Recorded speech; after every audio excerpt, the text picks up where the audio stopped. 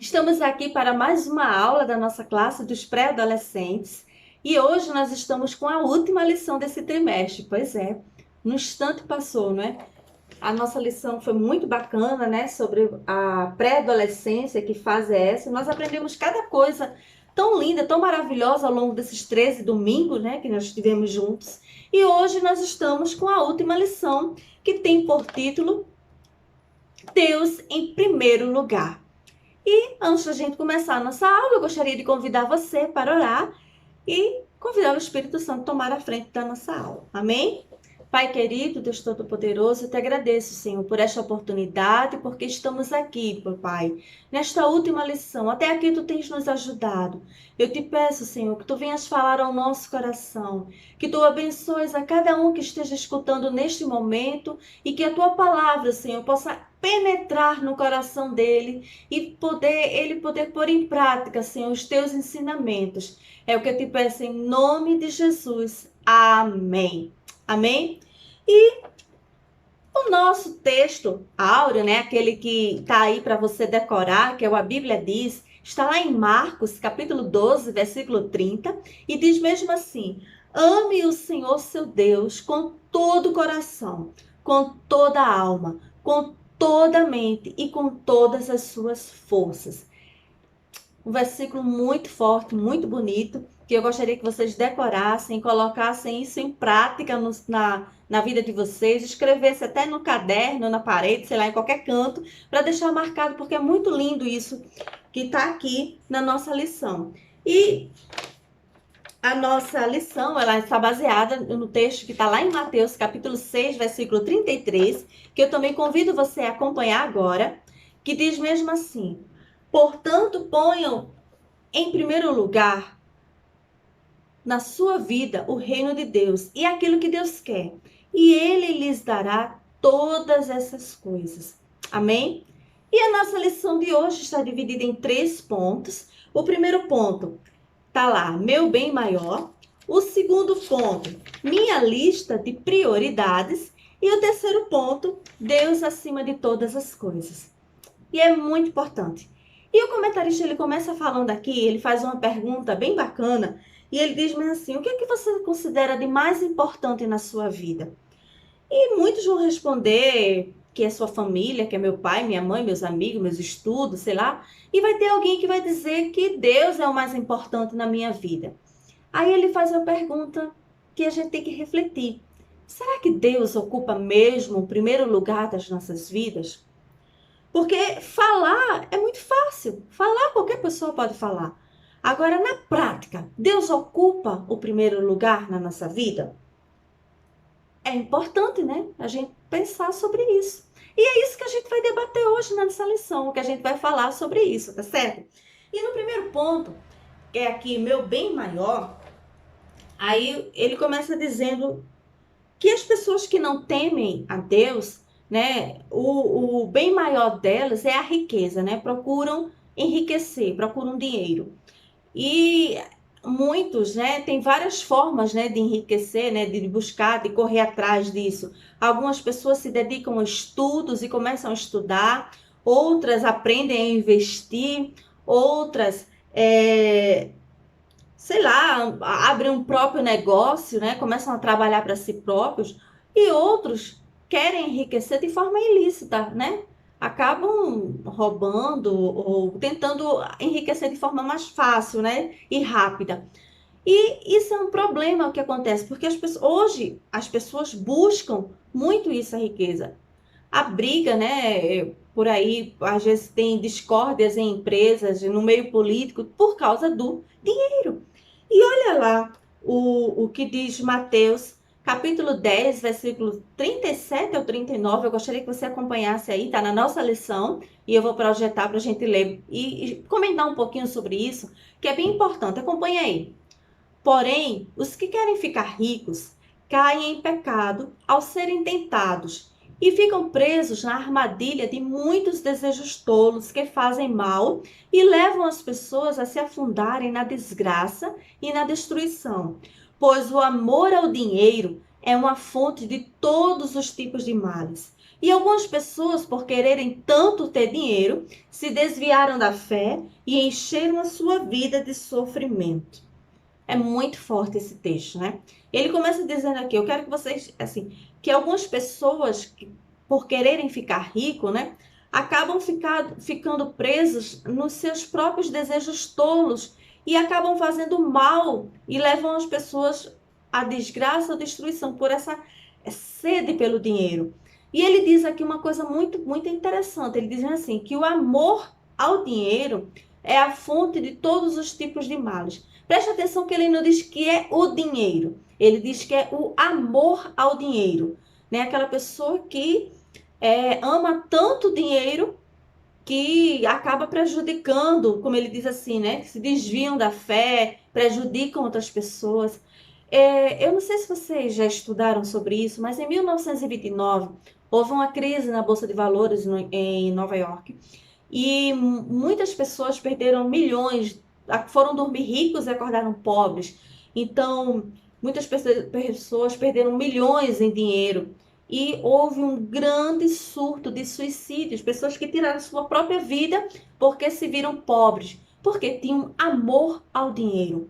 Pessoas que matam, né, que roubam, que sequestram por causa do dinheiro. Pessoas que deixam de servir a Deus, de fazer a obra por causa do dinheiro. E aí é que está o erro, porque o bem maior dessa pessoa está no dinheiro.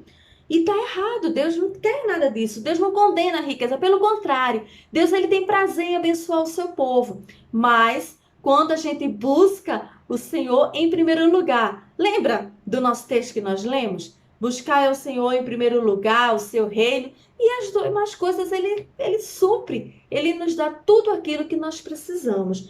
Outra coisa que nós devemos ter cuidado, né, do bem maior que alguém pode dizer, que é a família. E usar a família, o pai, a mãe, como desculpa para não fazer a obra de Deus. É muito sério isso aqui também. Pessoal, ele diz mesmo assim, nossos pais devem ser honrados como ordena a palavra. Todavia, devemos colocar Jesus em primeiro lugar em nossas vidas e até mesmo além do amor que nós sentimos pelos nossos pais. Vê que coisa interessante, que todo aquele que deixa pai, mãe, por amor de mim, não, que não deixar, né, que a Bíblia, o Senhor Jesus está falando, aquele que não deixar pai, mãe ou irmão por amor de mim, não é digno de mim. Essa semana eu estava conversando com a minha filha, né? Eu tenho uma filha que está morando fora do país e ela está na casa dos meus pais. Os meus pais, eles são missionários, eles estão lá em Portugal.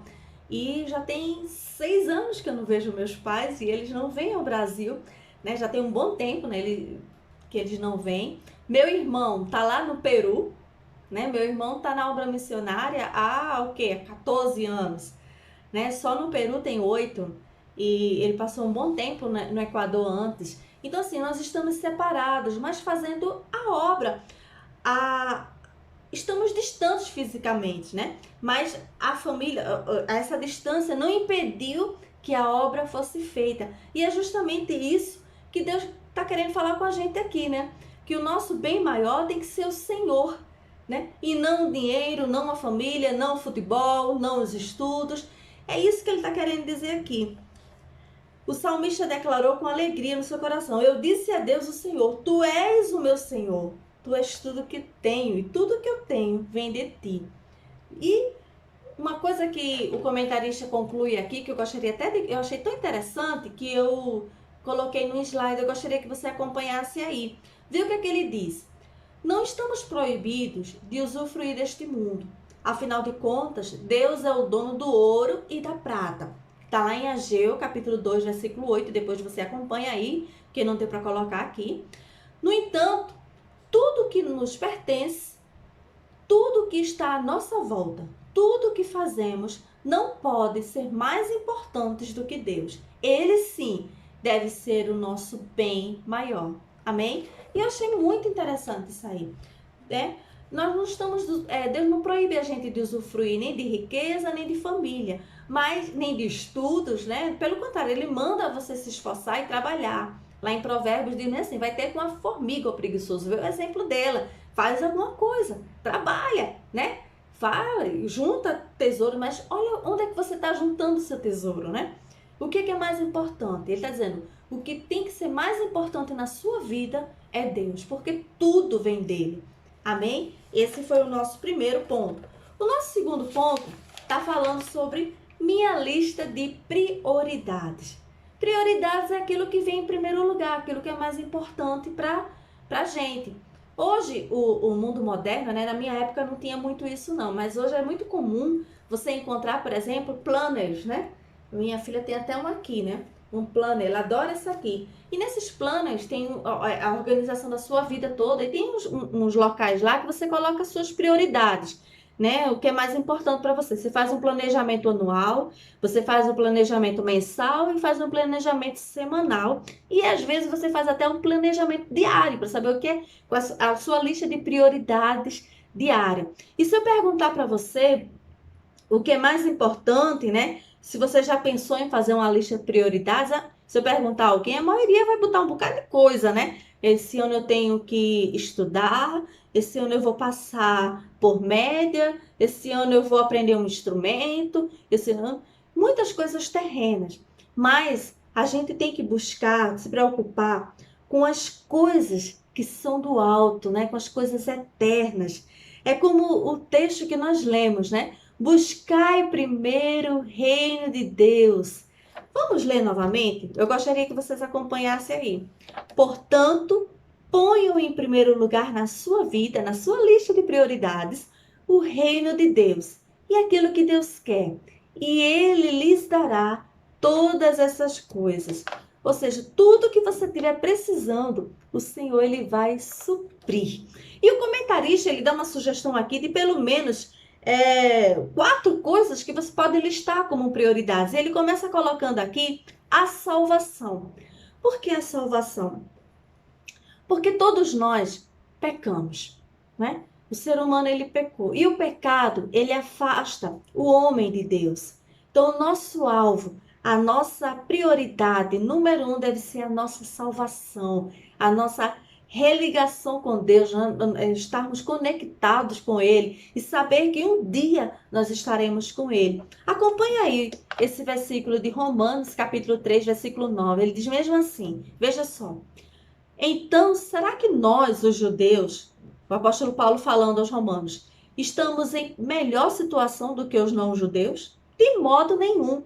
Já mostrei que todos, tanto judeus e não-judeus, estão debaixo do poder do pecado. Ou seja, o que é que Paulo está dizendo aqui?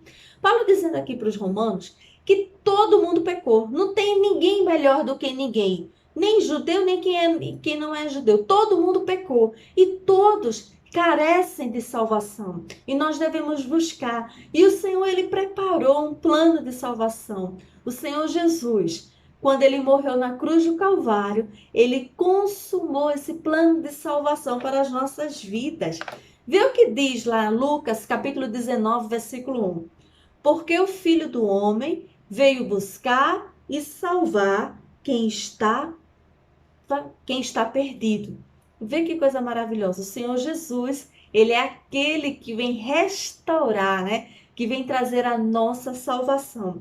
Então, para habitar no reino de Deus, é necessário que somente em Jesus, né?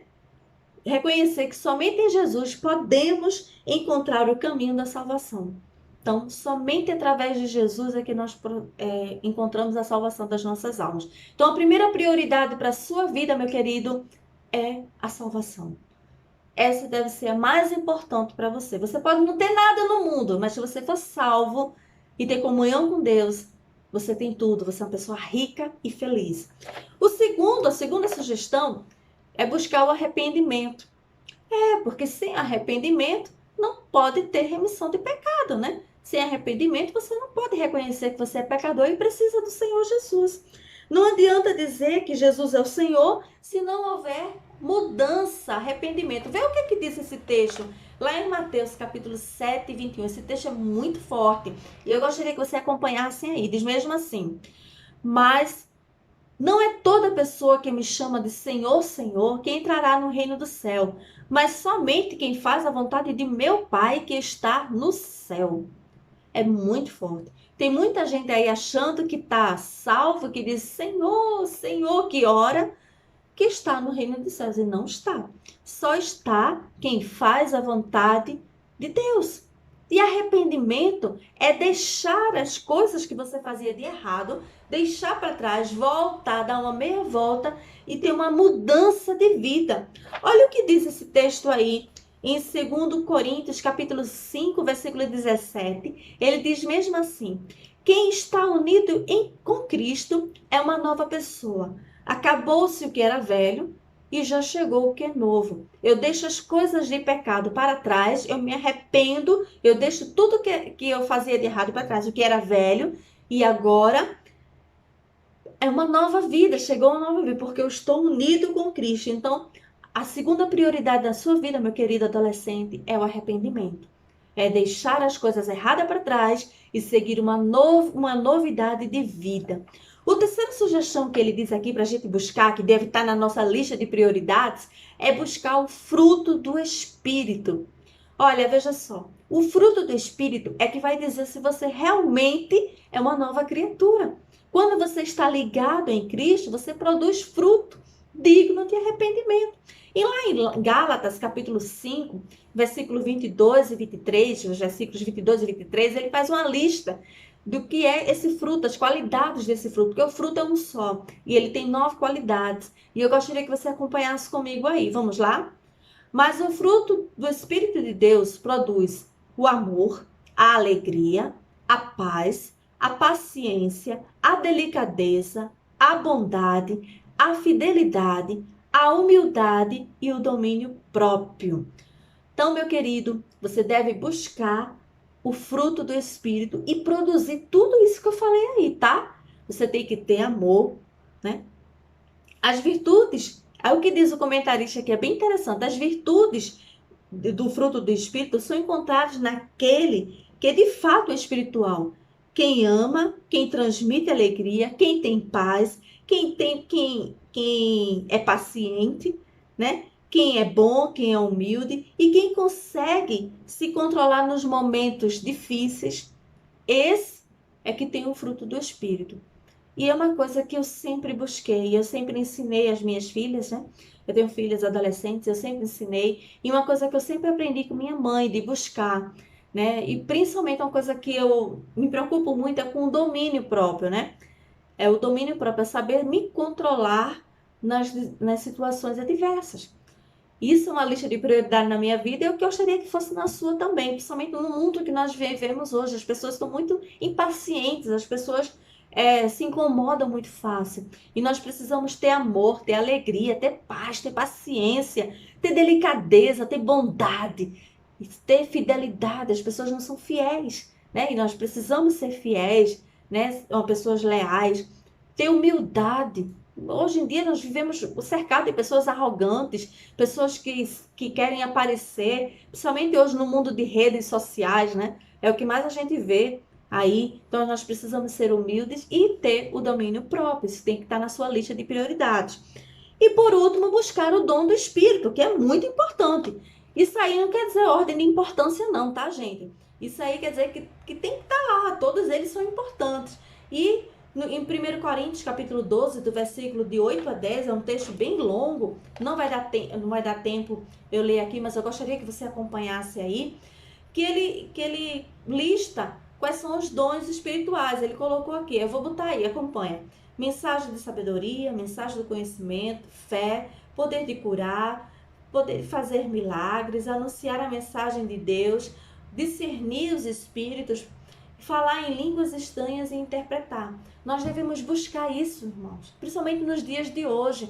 Isso nos dá poder, nos dá ânimo para fazer a obra de Deus e ter um conhecimento muito maravilhoso daquilo que o Senhor quer para nossas vidas. Amém? Então essa aí tá a nossa lista, essa é uma sugestão da nossa lista de prioridades. Aí você busca isso no reino de Deus e as outras coisas o Senhor vai suprir na sua vida. E o terceiro e último ponto tá falando que Deus acima de todas as coisas. E ele começa falando daquele homem, né, um religioso, um fariseu, chegou perto do Senhor Jesus e perguntou a ele qual era o mandamento mais importante. Aí o Senhor disse: amar ao Senhor Deus acima de todas as coisas. Está lá em Mateus capítulo 22, versículos 36 e 37. E como é que é amar ao Senhor acima de todas as coisas? É como eu disse, né? É muito fácil falar, mas tem gente que no momento de adversidade, ele corre, esquece Deus, deixa Deus para lá. Porque um pastor mudou de igreja, porque não houve uma cura como ele esperava, porque ele não passou numa prova que ele queria passar, ou sei lá, porque contraiu uma doença ou perdeu um emprego, as pessoas acabam deixando Deus de lado. Eu conheço pessoas assim. Mas olha o que diz lá em Romanos capítulo 35, do 35 a 39, mas eu selecionei só alguns versículos e eu gostaria que você acompanhasse aí, que é muito importante. Diz mesmo assim: então, quem pode nos separar do amor de Cristo? Serão os sofrimentos, as dificuldades, a perseguição, a fome, a pobreza, o perigo ou a morte? Pois eu tenho a certeza de que nada pode nos separar do amor de Deus. Nem a morte, nem a vida, nem os anjos, nem outras autoridades ou poderes celestiais, nem o presente, nem o futuro, nem o mundo lá de cima, nem o mundo lá de baixo. Em todo o universo, não há nada que possa nos separar do amor de Deus, que é o nosso, por meio de Cristo Jesus, o nosso Senhor. Então, meu querido, nada pode ocupar o lugar de Deus na sua vida, nem separar você do amor de Deus. Você tem que amar o Senhor acima de todas as coisas. E não deixe que nada seja uma desculpa para que você não faça a obra do Senhor. Mesmo você jovem, mesmo você adolescente, você pode fazer sim algo para o Senhor. Não deixa que nenhuma desculpa venha tirar você das aulas da escola dominical, nem da reunião dos adolescentes, nem do ensaio do grupo de louvor, nem do grupo dos adolescentes. Não, faça a sua obra. Veja o que diz Eclesiastes 12:1. Lembre-se do seu Criador enquanto você ainda é jovem, antes que venham os dias maus e cheguem os anos em que você dirá: não tenho prazer na vida. Então, o que é que o escritor aqui, Salomão, né, ele está dizendo? Lembra do teu Criador quando você ainda é jovem. Amém? E faça a obra do Senhor. E deixe que Deus ocupe o primeiro lugar da sua vida. Amém? E essa foi a nossa lição. Eu agradeço muito por você ter me acompanhado até aqui. Que Deus abençoe você poderosamente. E eu gostaria de apresentar e convidar vocês para as próximas lições. Para você ter uma ideia, nós vamos falar sobre Jesus, o nosso Salvador. E tem vários temas muito bacanas, né? Que vai desde o nascimento de Jesus, a vida dele, o ministério, até a morte e ressurreição e, por fim, a nossa vida, né, com o rei no reino de Deus. Então é muito importante, eu convido você, não perca nenhuma aula e coloque Deus em primeiro lugar da sua vida. Amém? Vamos orar? Pai querido, Deus Todo-Poderoso, eu te agradeço, Senhor, por esta lição, por esta aula, que eu possa, Senhor, colocar-te em primeiro lugar na minha vida, que o meu aluno, que o meu ouvinte possa colocar-te, Senhor, em primeiro lugar na vida dele. Nos abençoa, fica conosco, Pai. É o que eu te peço em nome de Jesus. Amém. Amém. Até a próxima aula.